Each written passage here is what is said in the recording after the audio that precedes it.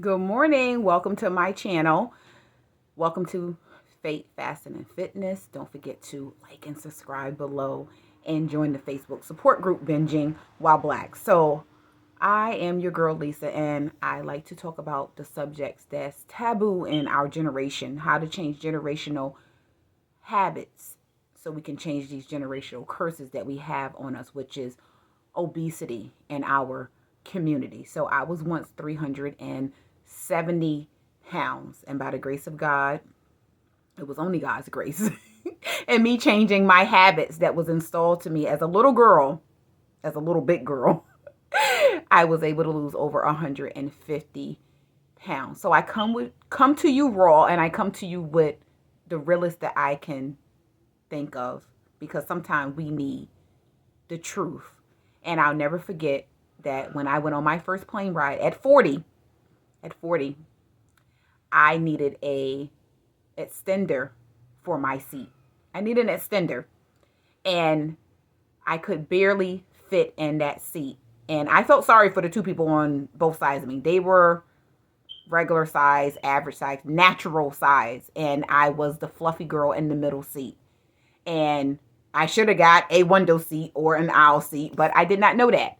And I had to get the extender. So I whispered it to the flight attendant lady. And I said, "Oh, can I get an extender?" She said, "Sure, honey, no problem." So she walks back up to the front. But instead of her bringing the extender back to me, she handed it to the person in the front row and said, "Could you pass this back to the girl back there that needs the extender?" So obviously everyone turns around and they're looking for the big fluffy girl who needs the extender. And they handed it right to me. That was the most embarrassing moment of one of them of my life.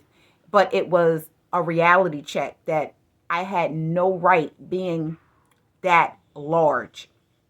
I had no right being that large. I was uncomfortable. The people around me was uncomfortable. I had no right being that large and making people around me uncomfortable and making myself uncomfortable. And that was my number one reality check that I needed, that said, you know what? The next time you get on a plane, you will not need an extender. And I said that to myself. And I never needed another extender since I was on that plane ride. So I thank God for that reality check that I needed. You know, I was in my feelings. So I could have either stayed in my feelings and been mad about it and went and ate some Chunky Monkey ice cream, which I probably did after I got off the plane. But I took the initiative to change. So sometimes you need something bad to happen to you to hurt your feelings so you can change and look within yourself and say, you know what, something got to change. Something has to change. So I changed my mind. I changed my taste buds. I changed my habits. So that's what I try to teach the ladies in my group at Binging While Black. I teach them how to change their behaviors and their habits so another woman or your children, the next generation, they don't have to look for a Binging While Black community, and they can fit their seat belts on a plane.